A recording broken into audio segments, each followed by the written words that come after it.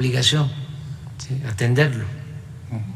Muchas gracias, presidente. Sí. Estamos de acuerdo Sí. con Jesús. Y siguiendo esta línea de lo que es el sistema de justicia, con el nombramiento de la nueva presidenta de la Suprema Corte de Justicia de la Nación, ella habló de que iba a trabajar en el sistema nacional anticorrupción, que lo iba a reactivar o que iba a participar más. El sistema tiene 6 años de que se fundó. Vamos, en esta administración tampoco ha avanzado, y la verdad no es un asunto solo del Ejecutivo. Da gusto que la Suprema Corte quiera participar, pero también hay que decir que el Senado tiene pendientes algunos nombramientos. Apenas en diciembre pasado fue su primera asamblea, no asistió el titular de Gobernación, y bueno, pues llevamos 6 años con el sistema que no termina de darnos lo que nos tiene que dar, que es un informe anual sobre mejores prácticas, y que debe de coordinar las distintas instancias, tanto del Poder Ejecutivo como el Legislativo, como de la Procuraduría, y bueno, no sé para cuándo el Sistema Nacional Anticorrupción va a estar listo, presidente. Pues hay que seguir insistiendo en eso, aun cuando este gobierno tiene como propósito fundamental evitar la corrupción. Okay. Nosotros sostenemos que el principal problema de México fue durante muchos años, siglos, la corrupción. Y la Cuarta Transformación tiene como objetivo superior acabar con la corrupción, combatir la corrupción. De acuerdo, señor presidente, pero estamos hablando del artículo 113 constitucional, sí, que establece que el sistema tiene que operar. Sí. Y han pasado 4 años de esta administración y el sistema no opera, el sistema de cómputo no está levantado, y bueno, yo sé que hay que verlo con las instancias legislativas y resolverlo, aunque también le quiero decir con toda franqueza, ese sistema se creó en plena corrupción para simular de que se iba a combatir la corrupción. Pero lo aprobó Morena. No, porque fue un cambio constitucional en el 16. Todo lo que sea combate a la corrupción se aprueba, pero no es eso lo fundamental. Lo fundamental es no permitir que nadie robe, no permitir que haya impunidad. Y existe en la subsecretaría, subprocuraduría, no, subfiscalía, una fiscalía anticorrupción en la Fiscalía General, que es autónoma. Yo le tengo desconfianza a esos organismos, porque se crearon, es como el Instituto para la Transparencia. ¿Para qué se creó? ¿Sí? Para que todo se ventilara y todo se conociera y no hubiese corrupción. ¿Sirvió para eso? No, no ha servido. Y nos cuesta 1,000 millones de pesos al año. Pero tenemos derecho a la información, tenemos derecho a saber. Pero eso lo pueden resolver de otra manera. Todos los servidores públicos estamos obligados a informar. No se necesita un aparato. Okay. ¿Saben para qué sirvió ese aparato? Para ocultar información. O sea, y así como ese, muchos otros. Mire, usted habla de la aprobación de este Instituto Anticorrupción. Es Sistema Nacional Anticorrupción. Sistema Nacional Anticorrupción. Bueno, cuando aprobaron el Sistema Nacional Anticorrupción, no se dieron cuenta de que en la Constitución no se consideraba delito grave la corrupción. Okay.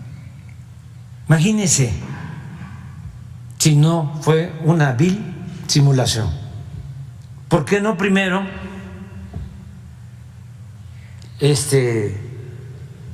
reformaron la Constitución para declarar delito grave la corrupción?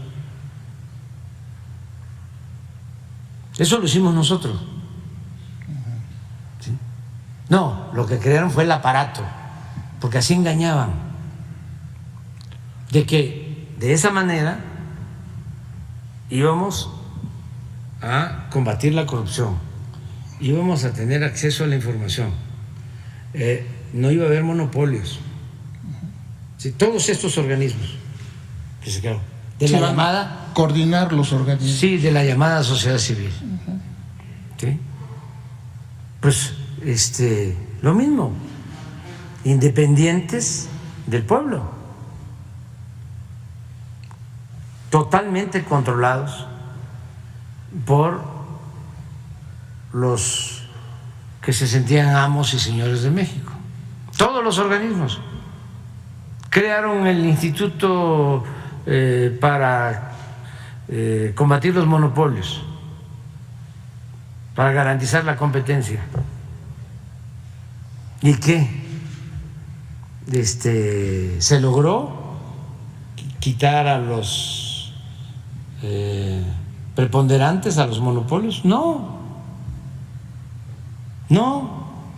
Y nos cuesta muchísimo mantener todos esos aparatos. Y nosotros, el presidente de México no tiene facultades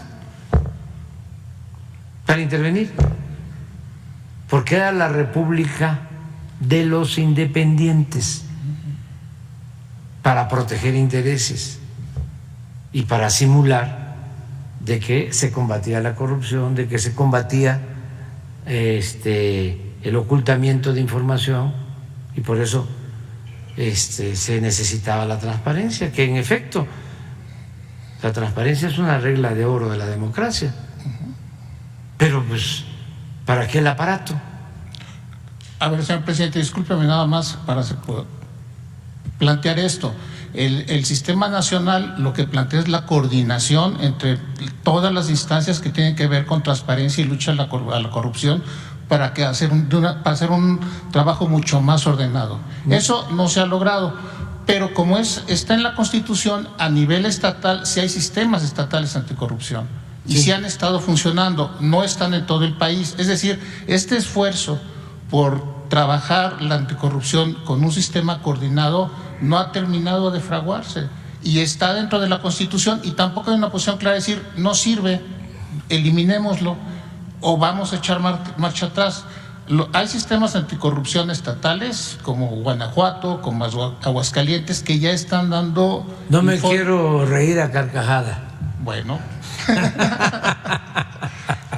O sea, por favor. O sea, no es así. Desde su punto de vista no funciona. No funciona. Y es simulación y es gasto innecesario,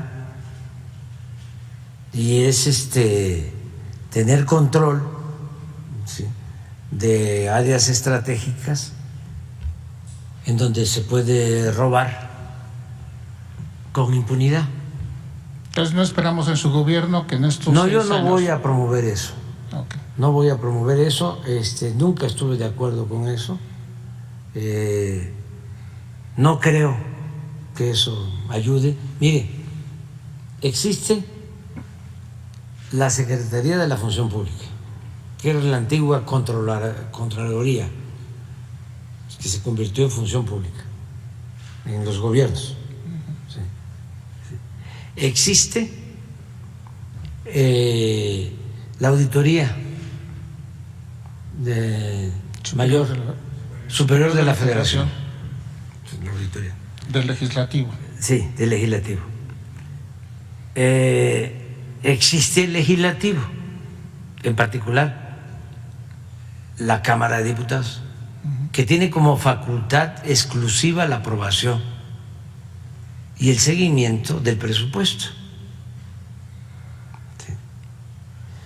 Existe pues el Poder Judicial. ¿Sí? Entonces, hay instituciones. La Fiscalía también. Bueno, la Fiscalía General. ¿Sí? O sea, si usted sabe de un caso de corrupción, pues va y presenta la denuncia, ¿sí?, a la Fiscalía.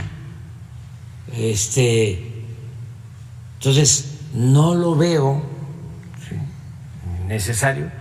Lo considero que es una duplicidad, ¿sí?, de funciones, es seguir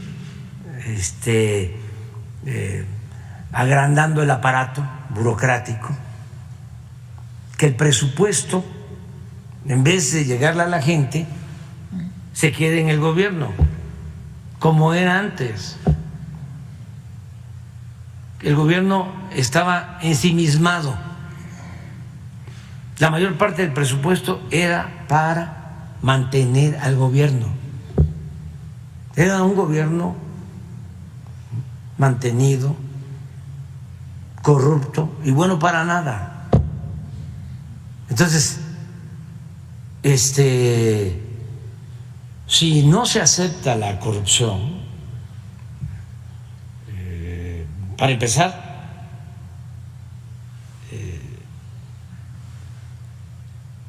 los que tienen que ver con la responsabilidad de que se maneje con honestidad del presupuesto, tienen que ser gentes honestas, que eso es lo que hay que buscar. Entonces, ¿es un tema más de personas que de instituciones? Es que si fuese un problema de leyes, no habría problemas. No hay ninguna ley que diga que está permitido robar. Y roban. Lo que hay que hacer es cambiar la mentalidad, formar gente honesta, que existan en las universidades, bueno, desde los libros de texto de primaria, que se eleve la importancia de la honestidad. La honestidad como forma de vida, como forma de gobierno. La educación más cívica. allá que la corrupción, porque la corrupción es robarse el dinero.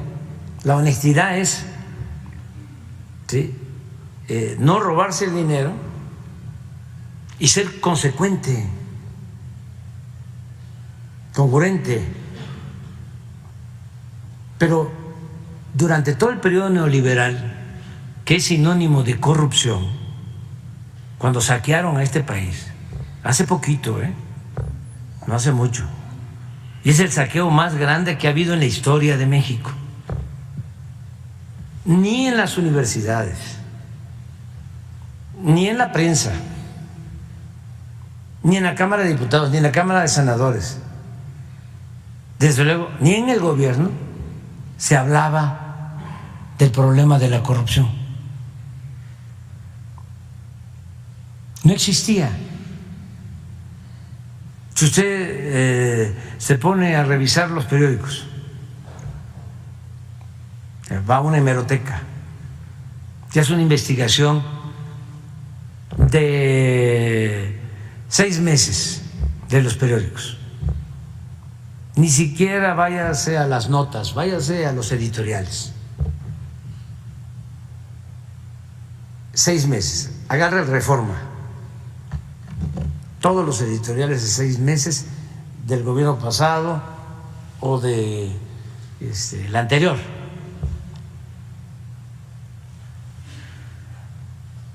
Y nada más busque cuántas veces aparece la palabra corrupción. Haga el ejercicio. ¿Saben? En la agenda nacional no existía el grave problema de la corrupción. ¿Qué era lo que existía en la agenda? Las reformas estructurales, la reforma fiscal, la reforma energética, la reforma educativa. Porque eso era lo que les importaba. ¿Y qué era la reforma fiscal? Aumentar los impuestos a las clases medias y condonar los impuestos a los de arriba. ¿Y qué era la reforma energética?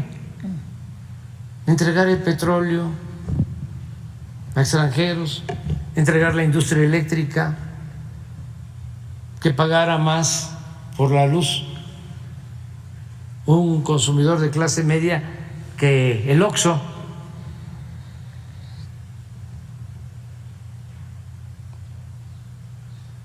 Entonces el tema de la corrupción no existía, menos el de la austeridad republicana.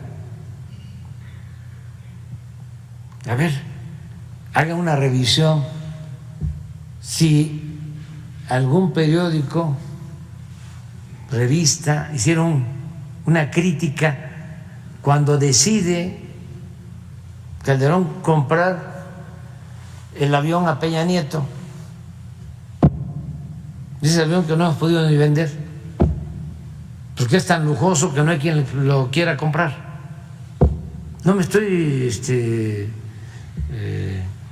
disculpando, es que es así. Nada era normal. ¿Sabe cuánto cobraron solo para construir el hangar del avión que compraron?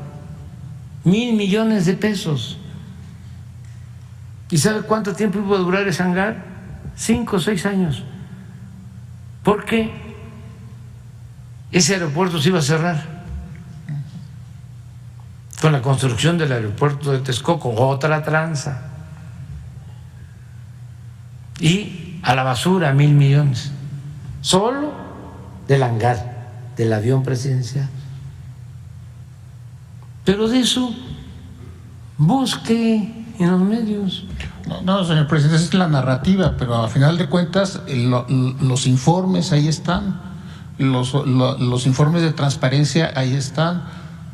Porque sí, tenemos derecho a saber y tenemos derecho a buscar esa información y saber cuánto costó el hangar, en qué se ha desperdiciado el dinero, sí, si es el caso. Sí. La Auditoría Superior de la Federación tiene muchos años haciendo la auditoría al gobierno federal, sí, tiene exigiendo reglas, sí, de operación. Entonces, sí, tiene que haber buenas reglas, tiene que haber buenas instituciones, sí, para combatir la corrupción, sí, aunado a lo que usted menciona, sí, pero buenos funcionarios. Ya existen. No. El asunto es que hay complicidad, que no se daba cuenta el fiscal del gobierno anterior de lo que se estaba haciendo en Pemex, o el de la función pública, no se daba cuenta, o los legisladores no se daban cuenta. No había voluntad para cortar de tajo con la corrupción, pero no es un asunto de leyes o de aparatos o de oficinas. ¿Sabe para qué crearon también todo eso? Porque los atendían muy bien, bueno, los siguen atendiendo muy bien a todos los que trabajan en esa oficina. La mayoría gana más que yo. ¿Y qué hacen? Guardar silencio, cómplice. Es de manera un poco más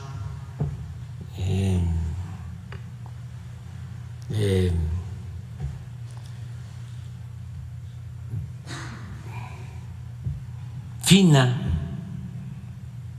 pero con más simulación, lo que hacía Porfirio Díaz. Es el maiceo.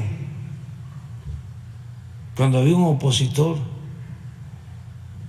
decía Porfirio Díaz, ese gallo quiere maíz. Y maiciaban al gallo y ya dejaba de cantar el gallo.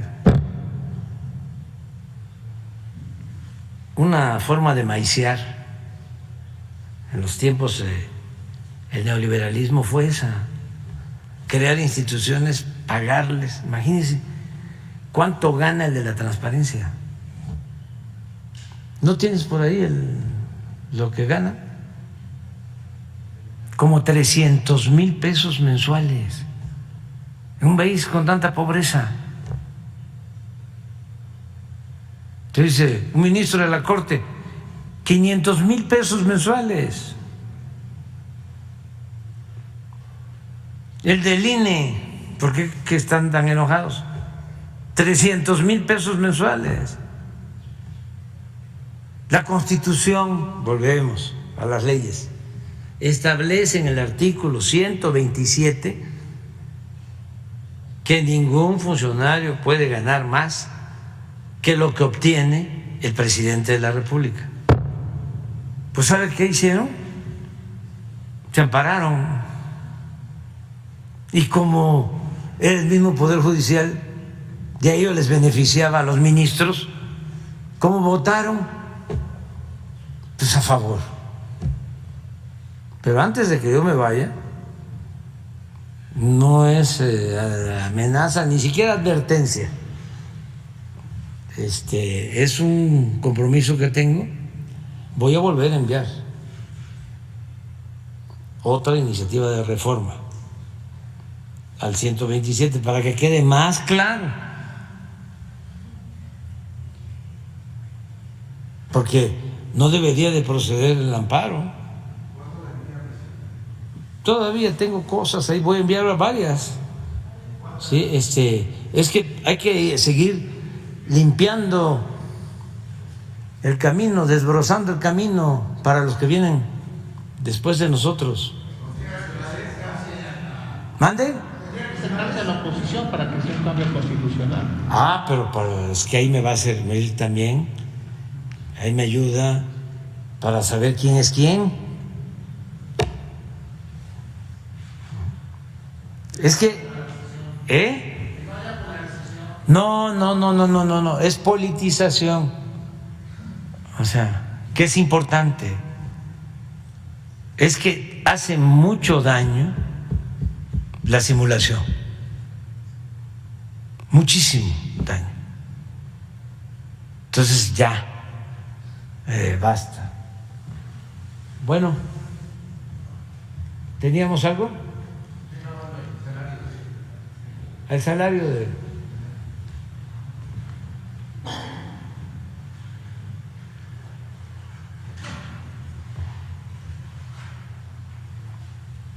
Debe ser como 280 más o menos, 300.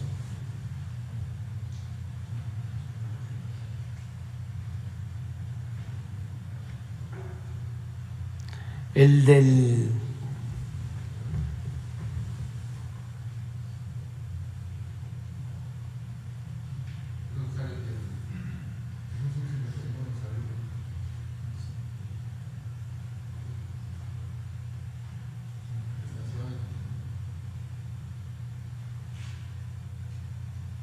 ¿151? ¿De quién? Del INAI. Sí, pues es bajo. Desde luego gana más que yo. Pero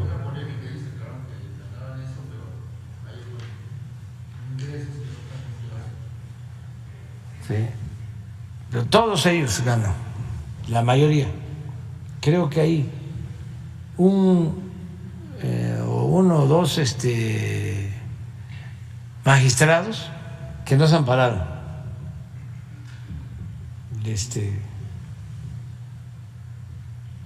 151, sí. Yo debo de ganar ahorita como 200 en bruto, si dice ingreso ordinario bruto mensual.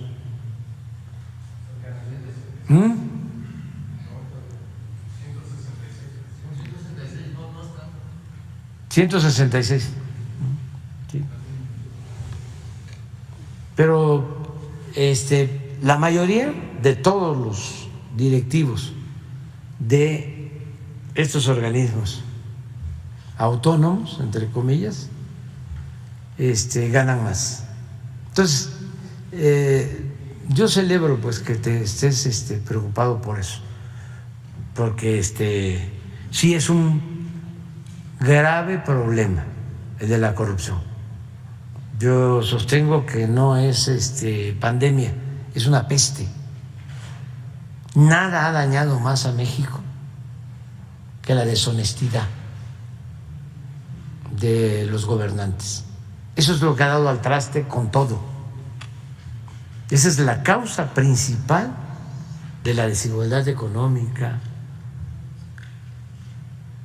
de la pobreza, de la violencia, la corrupción.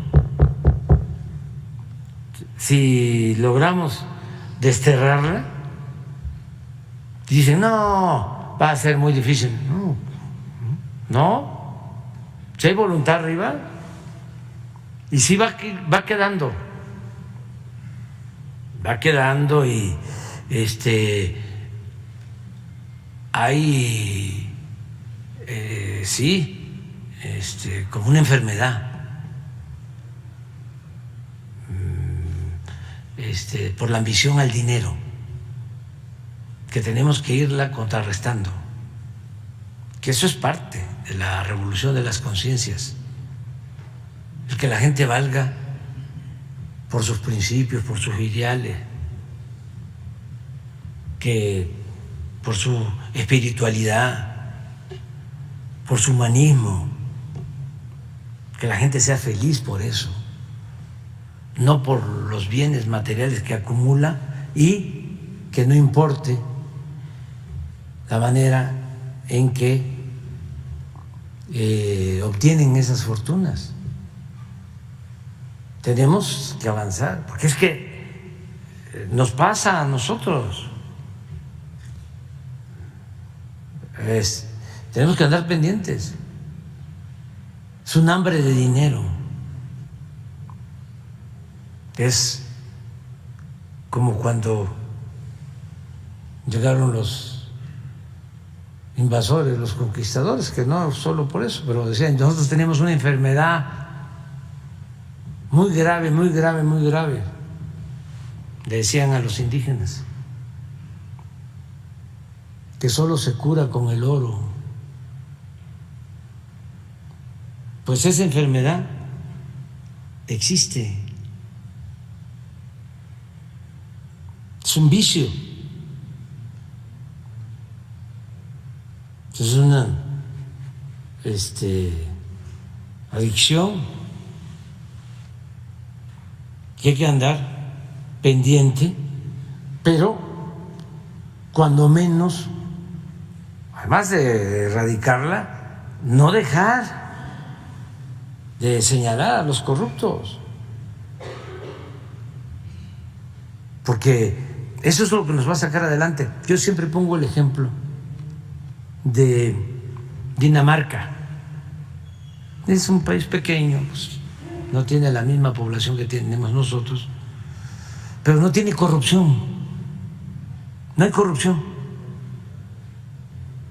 Es más, no se entiende cuando uno habla de corrupción. Sí, pero como no hay corrupción, en ese país no hay pobreza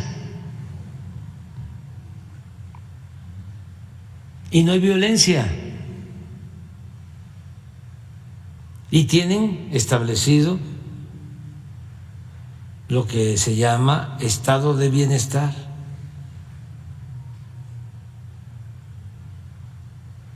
Porque no hay corrupción. Entonces, tiene que ser un ideal. Nos pueden decir, o antes pensábamos, ¿cuál es el principal problema de México? El desempleo, la inseguridad, la falta de educación, la salud. Los bajos salarios, sí, todo eso. Pero lo principal, lo que genera o produce todo eso, es la corrupción. Porque nuestro país tiene muchísimos recursos naturales. Bueno, tiene tantos recursos naturales que lo han saqueado por siglos y todavía tenemos recursos para sacar adelante a México como se está haciendo. Además, un pueblo bueno, un pueblo trabajador. Esto es una élite de corruptos que no pudieron, además, porque vaya que lo intentaron, corromper a todos, que ese modelo se hiciera extensivo. Y no, ese modelo no está en los pueblos y no está en las familias de la mayoría de los mexicanos. No pudieron. Y vaya que insistieron, que el que no tranza no avanza, que la moral es un árbol que da moras y que sirve para pura, decía el alazán tostado. Y político pobre, pobre político. O sea que para ser político se necesitaba tener dinero. Y otra cosa que decían mucho, ¿no? Este es bueno para gobernar porque este ya tiene, ya no va a robar. No. Dinero llama dinero.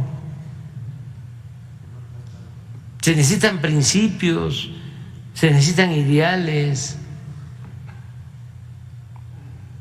Eso es lo fundamental para tener una sociedad mejor. Y sí se puede, porque este país tiene raíces profundas, tiene una cultura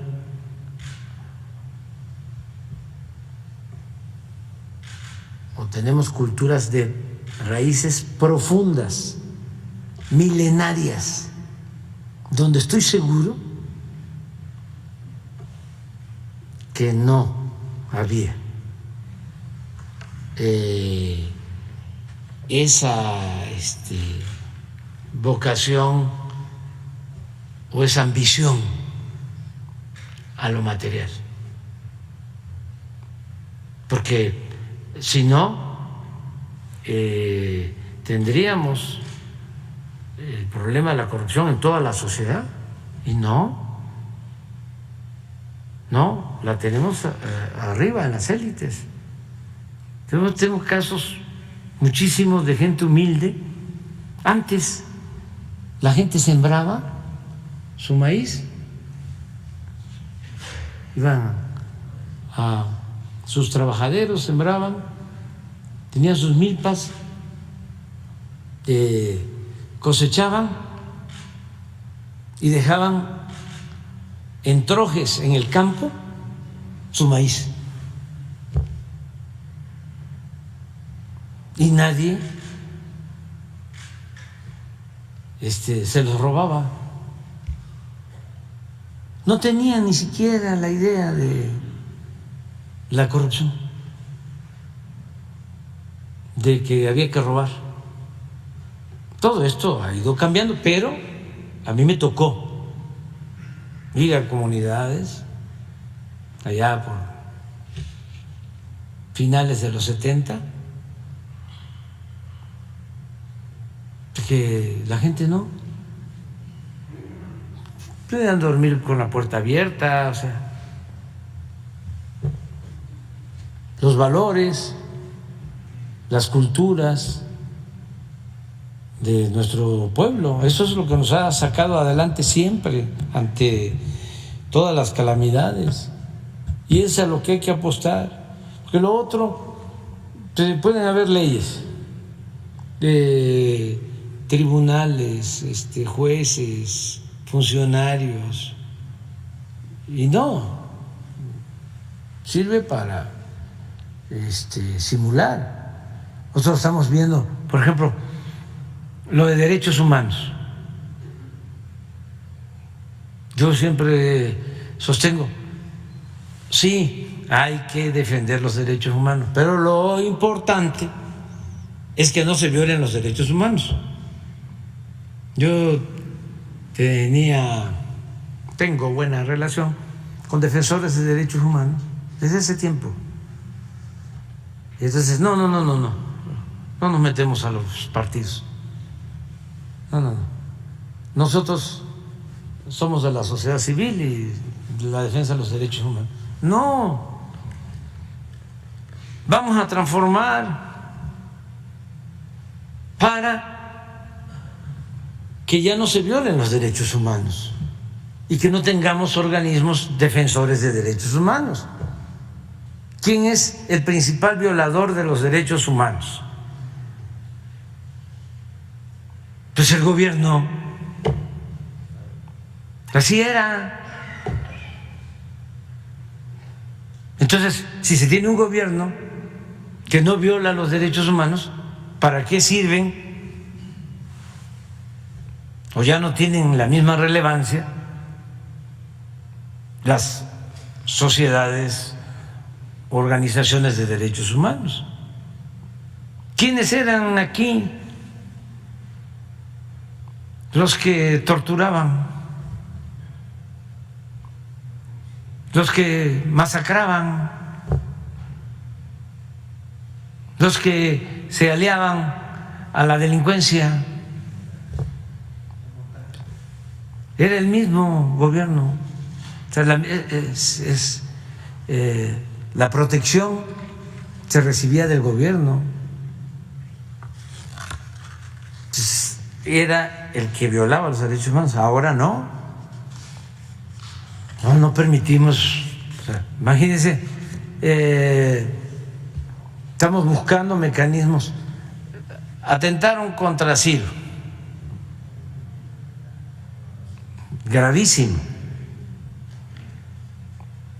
Por su vida y por lo que hubiese implicado para nosotros, para el pueblo de México, ¿no?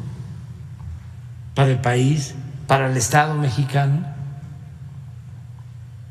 Es desestabilizar, socavar instituciones.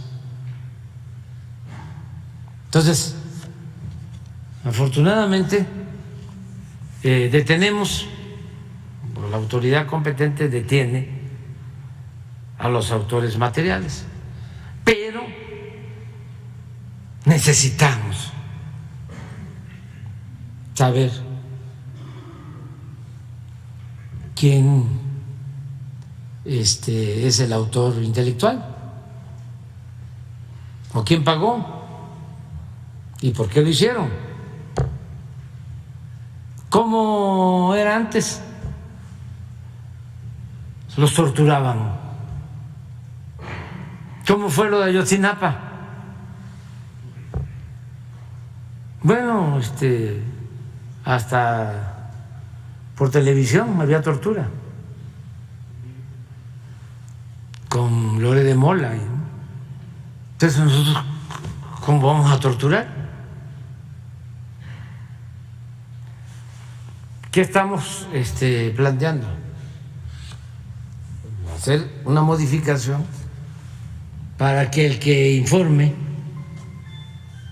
pueda tener un beneficio de reducción de pena y protegerlo, porque son asuntos de Estado, son asuntos muy graves y sí necesitamos saber.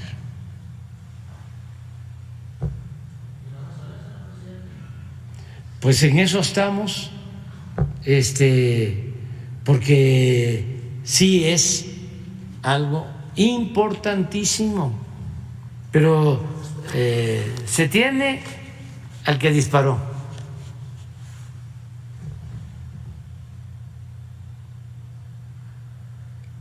Pero, ¿y por qué lo hizo? ¿Cuánto le pagaron? ¿Quién ordenó? ¿Cuál fue la motivación? Porque esto es enrarecer, ¿no?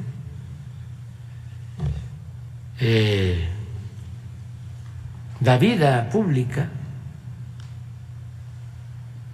Entonces, todo esto tiene que irse mejorando. Los estadounidenses tienen ese sistema que no está mal, de que tienen testigos protegidos con colaboradores. Entonces, te quitamos penas, pero siempre y cuando sea válido también, ¿no? Pero eso uno lo puede saber, se puede llegar a eso. Y lo otro es el dinero, de que antes robaban, se llevaban el dinero y estaban pues en la cárcel, pero salían con todo lo que se habían robado, ¿no? Y si era Estados Unidos, allá se quedaba el dinero nuestro. Ahora estamos procurando que todo lo que sea hurtado en México regrese. Por eso esta denuncia de García Luna o empresas vinculadas a García Luna que obtuvieron contratos. Estamos hablando de $700 millones. Pero aquí en el caso de Lozoya, presidente, por ejemplo, también traer todo el recurso que tiene. Sí, todo lo que ¿cómo se llama este lugar de España que estaba de moda? No. Andorra. Es un país, sí. Sí, un país, pero un país un paraíso fiscal. Entonces, no, pues nos hace falta los recursos, y es lo mismo, o sea, reparen el daño y eso va a significar una consideración. Desde luego la autoridad competente lo tiene que resolver, pero si ya hay una reparación del daño, ya devolvieron el dinero, pues ya la justicia se hace cargo, ¿no? Es decir, puedes tener, en vez de 30 años, 15 o 10 de condena, porque ya reparaste el daño, pero tienen que reparar el daño, porque es dinero del gobierno. Por eso creamos el instituto para devolverle al pueblo lo robado. Ahora viene, por ejemplo, la participación de deportistas en los Juegos Panamericanos, y necesitamos ayudarlos. Y ahí hemos ayudado con eso, y se ayudan a comunidades muy pobres, y lo vamos a seguir haciendo con ese dinero. ¿Sí? Yo venía el director explicarnos va a estar con ustedes de cómo se ha venido usando ese dinero. Viene también el Campeonato Mundial de Béisbol, por cierto.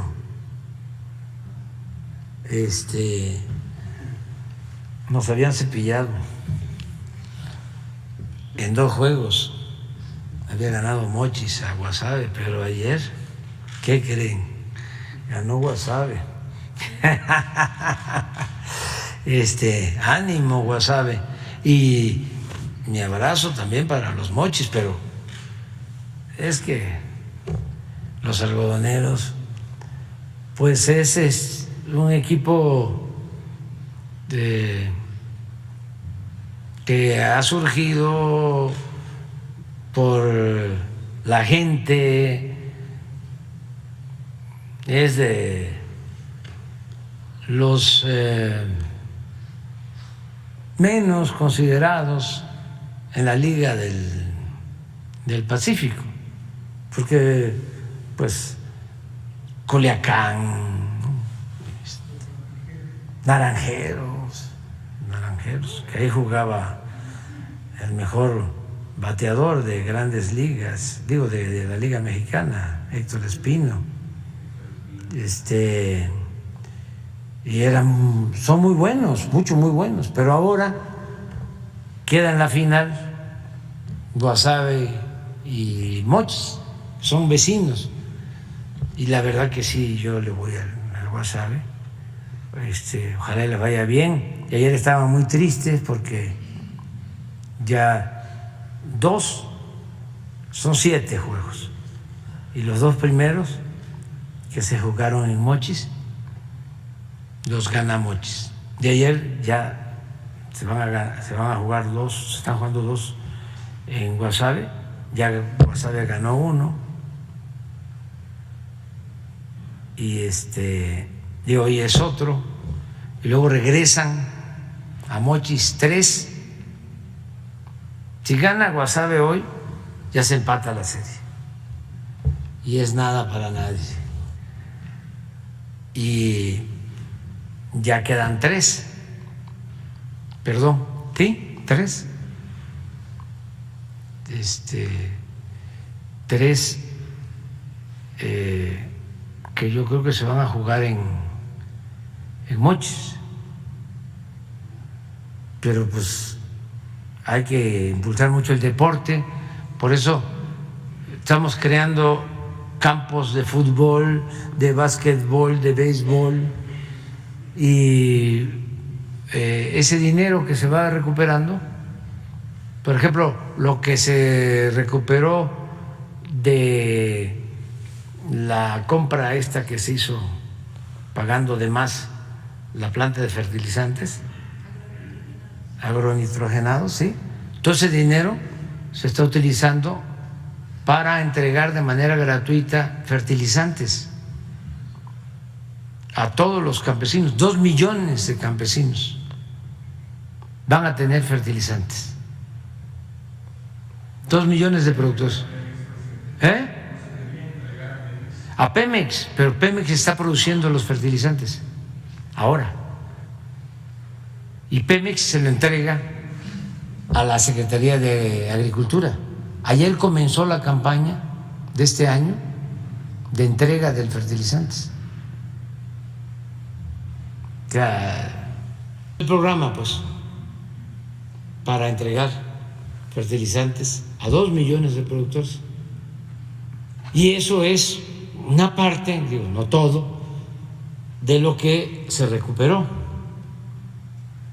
por esa mala operación que hicieron. Entonces sí vamos a seguir.